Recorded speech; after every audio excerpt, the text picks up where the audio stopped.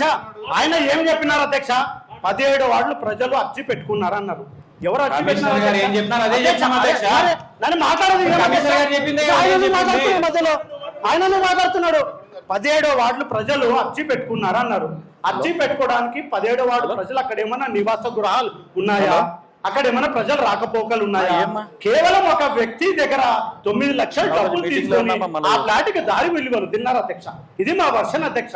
అక్కడ ప్రజలు ఎవరు అర్జీ చూపండి, ఇది వాస్తవం, ఇది వాస్తవం మా వాదన నిరూపించండి. ఎవరు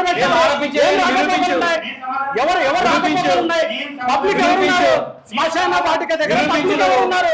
ఎందుకు పెట్టారు ఆ రోజు? చెప్పండి అధ్యక్ష. సంతకం చేయలేదు అధ్యక్ష. ఇప్పుడు ఆయన లేదని చెప్తే అధ్యక్ష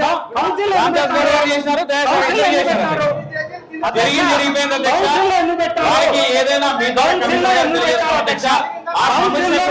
పరిష్కారం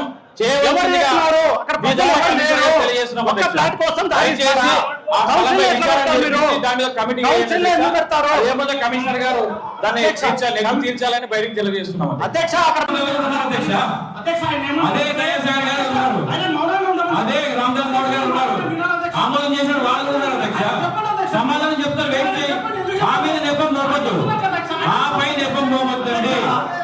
వైఎస్ఆర్ కాంగ్రెస్ పార్టీకి సంబంధం లేదు అధ్యక్ష. ప్రచారం చేస్తున్నారు, దయచేసి మానుకోవాలి అధ్యక్ష.